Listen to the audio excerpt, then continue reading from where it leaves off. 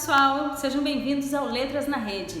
Hoje trazemos para vocês o depoimento de Amilcar Bétega, autor de Deixe o Quarto Como Está. Ele vai falar um pouquinho sobre sua trajetória literária, sobre Deixe o Quarto e também sobre a relação entre a epígrafe de Carver e o conjunto de contos. Agradecemos ao Amilcar por aceitar o nosso convite e eu deixo vocês em ótima companhia. Olá pessoal, eu sou Amilcar Bétega e eu estou aqui para me apresentar, para falar um pouco do meu percurso na literatura e, sobretudo, para falar do meu livro Deixe o Quarto Como Está, que, como vocês sabem, entrou para a lista de leituras obrigatórias do vestibular da URGS nesse ano de 2020. Bom, então, vamos lá, eu sou escritor, a minha formação, né, acadêmica não é propriamente na área de letras. Eu fiz uma graduação em engenharia civil, trabalhei como engenheiro durante 5 anos ainda da minha vida e depois então que eu me direcionei assim para a área da literatura. Eu fiz mestrado e doutorado na área da literatura, em letras, né? Mestrado em literatura brasileira na URGS, justamente. Depois eu fiz um doutorado na França, na Sorbonne Nouvelle, em Paris 3, e também na área da literatura. Bom, também trabalho como tradutor, como professor de escrita criativa, dou oficina por vezes, né? E como escritor, então, eu tenho até aqui 5 livros publicados, né? A maior parte deles de contos ou de textos curtos, né? Eu tenho apenas uma narrativa longa, como livro escrito e publicado. Eu comecei a publicar em 1994, né, com O Voo da Trapezista, que era uma coletânea de contos publicada pelo IEL, Instituto Estadual do Livro, numa coedição com a editora Movimento, aqui de Porto Alegre. E depois disso veio exatamente o Deixe o Quarto Como Está, em 2002. Esse livro já saiu pela Companhia das Letras. Mais tarde, em 2004, saiu Os Lados do Circo, tá? Também uma coletânea de contos, que veio a ser premiada, ganhou o primeiro prêmio do Portugal Telecom, né? Que é um prêmio expressivo aqui no Brasil. Ele esse prêmio que hoje é o prêmio Oceanos, né? Bom, depois disso, então, veio essa narrativa longa, a única que eu escrevi, que é um romance, que foi publicado em 2013, que se intitula Barreira, né? Também saiu pela companhia. E, mais recentemente, eu publiquei um livro de textos breves, né? Eu não digo que é uma coletânea de contos, porque nem todos os textos do livro eu considero que sejam contos. Eu chamo de prosas. Inclusive o título do livro é Prosa Pequena, e ele saiu pela editora Zucchi no ano passado, em 2019. Bom, e sobre o Deixe o Quarto Como Está, então. O que eu posso dizer sobre esse livro? Em primeiro lugar, eu acho que é de todos os meus livros, acho não, tenho certeza, de todos os meus livros, o Deixe o Quarto Como Está foi aquele que foi mais resenhado, digamos assim, foi aquele que teve mais artigos, né, e críticas e resenhas e tal, publicadas em revistas, livros, jornais, né? e todas elas foram bastante positivas, assim, né? Isso, claro, me deixou bastante contente, bastante satisfeito. Mas o que sai, assim, né, de todas essas críticas, no geral, é um destaque, assim, para esse aspecto do, do fantástico, né, uma exploração do absurdo nas histórias, né, na sua temática, uma certa utilização de uma linguagem alegórica, né? Tudo isso foi, digamos assim, apontado pela crítica. Eu acho que tá ok, né? Eu aceito, né? Todas essas coisas, eu acho que elas são pertinentes, né? Na medida em que, né, uma literatura fantástica seria tipo de literatura, de texto que colocaria em cena personagens, ou pelo menos histórias e tal, que fogem, né, daquela lógica com a qual a gente está acostumado, uma lógica do real, né, com o qual a gente está acostumado.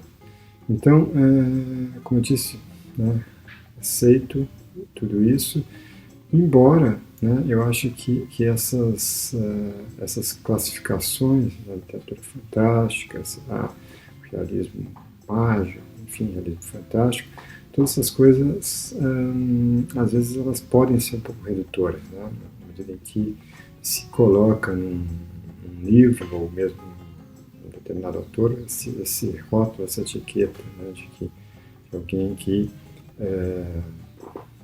trabalha com determinado segmento, assim, da literatura. Eu acho que a questão, assim, talvez a questão mais importante, né, que diz respeito a esse livro, talvez seja a gente pensar a coisa em termos de ponto de vista, né? De ponto de vista de quem está narrando as histórias, né? Todos eles, algumas dessas histórias, né, não saberia aqui de cabeça dizer quantas histórias são narradas em primeira pessoa, quantas em terceira, mas seja em primeira ou seja em terceira, esse narrador, né, que enfim, dá conta dessas histórias absurdas, né, desses eventos absurdos e fantásticos. Esse narrador ele narra isso com uma total e absoluta naturalidade, né? Como se fosse e né, para esse narrador, coisas tranquilamente naturais, né, que não são absurdas, que não são fantásticas, digamos assim, porque elas simplesmente elas trabalham, né, estão inseridas numa lógica que é a lógica, né, desse narrador. Então esse eu acho que seria um caminho, e eu acho que esse é o caminho, né, que o livro encontra para questionar isso que a gente chama de realidade, ou enfim, de questionar pelo menos essa questão de por que se diz que algo é absurdo, né? Por que se diz que alguém é louco, né? Ou que só porque essa pessoa, ou esse alguém, ou esse mundo, né, funciona numa lógica diferente da nossa, né? Daquela com a qual a gente está, enfim, acostumado. Então, dizer que alguém é louco, né? Porque, sei lá, porque anda com... pensa que tem um crocodilo nas costas, diz que tem um crocodilo nas costas e tal, porque ele está funcionando, ele funciona dentro de uma lógica que é diferente da nossa. Mas, se for assim, na lógica dessa pessoa, na lógica do louco, os loucos somos nós, que não funcionamos dentro da lógica dele. Né? Então, é essa questão, eu acho que o livro, de alguma forma, tenta levantar. Né? Não de forma... Quer dizer, eu como autor posso dizer que isso não é assim, eu não criei as histórias, não fiz o livro para questionar essas coisas, né? Mas eu acho que é uma maneira é uma chave, talvez uma chave de leitura desse livro seja essa, né? Eu simplesmente criei as histórias, eu acho que de todos os meus livros este foi aquele em que eu deixei mais solta a minha imaginação. Foi um grande exercício de liberdade escrever esse livro, tá? Um grande exercício de imaginação também, né? E foi, sem dúvida nenhuma, foi o livro que foi mais fácil de escrever. Acho que justamente porque eu deixei muito solto mesmo a minha imaginação e tal, não decidi que não ia me prender justamente a nenhum tipo, né, de realismo. E isso é uma coisa talvez interessante também apontar, né? Eu falo que foi um grande exercício de imaginação. A imaginação é o que está na base, né, da criação, seja ela literária ou não, e a imaginação me parece uma espécie de uma fábrica recicladora de imagem, né?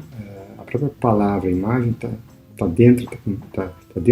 contida na palavra imaginação. Então, o que a gente faz quando imagina, né? A gente parte de imagens, né, que a gente vivencia, que a gente, enfim, viu de alguma forma no real, na realidade, né? Ou imagens que a gente viu em filmes, que já é uma representação desse real, né? Ou então a partir de imagens oníricas, né, que a gente sonhou, que é também uma representação do nosso inconsciente. A partir de todas essas imagens, assim,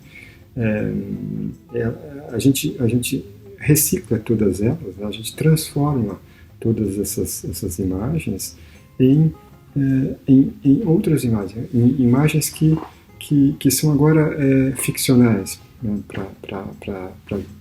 Só para usar um termo para distinguir dessas, né? Que são as captadas na realidade, através da nossa visão, da nossa experiência, ou vista em filmes, ou sonhadas, enfim. E a gente transforma tudo isso através da nossa imaginação. A gente imagina outras cenas, né, que são compostas de imagens, e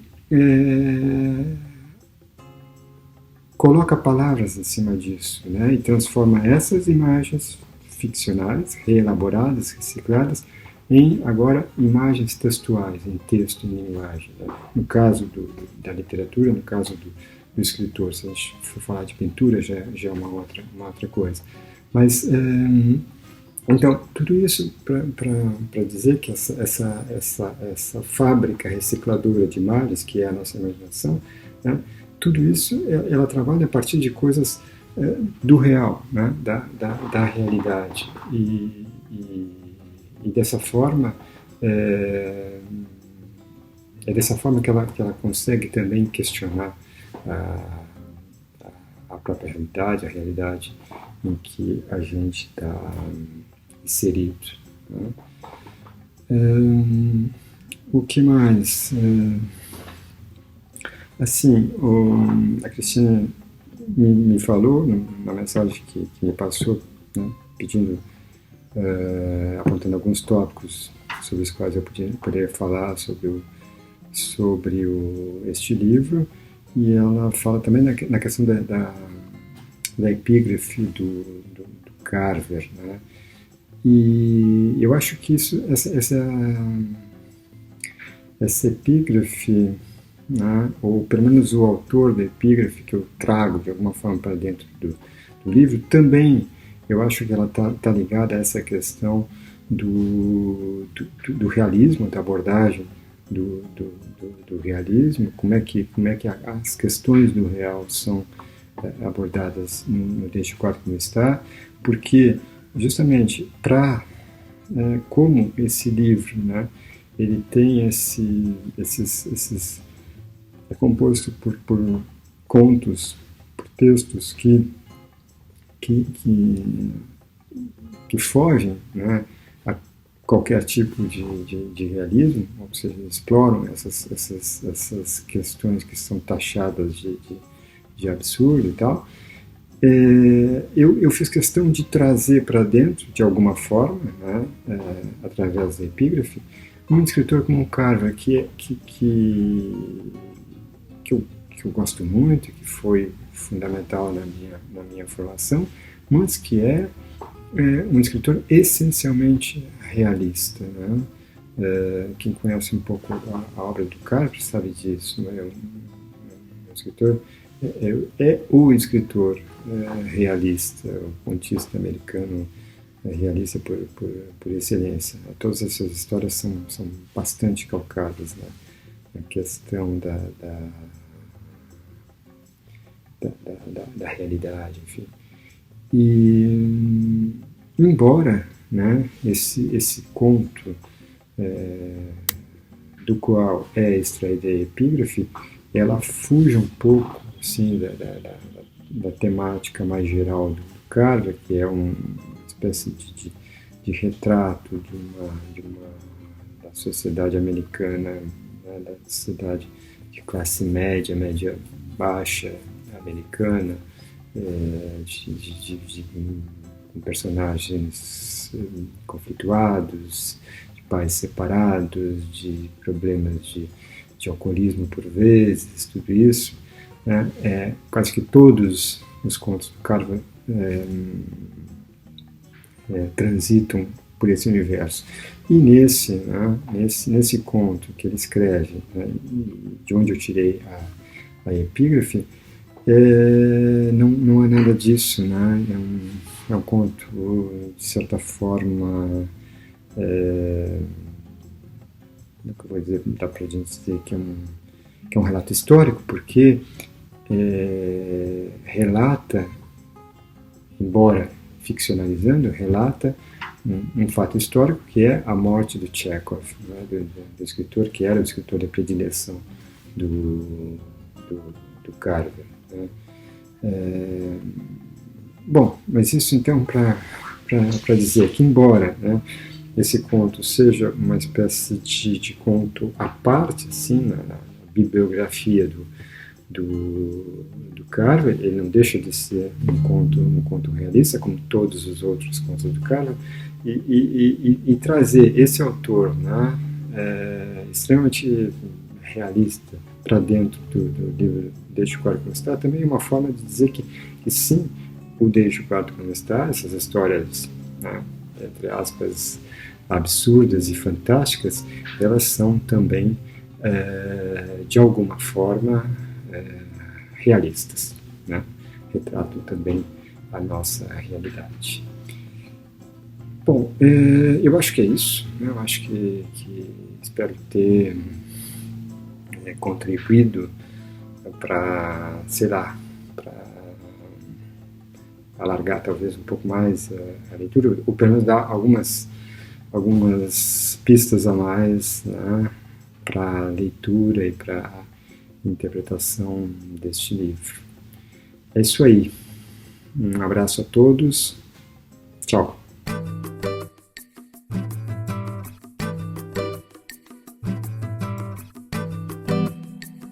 Ficou com alguma dúvida?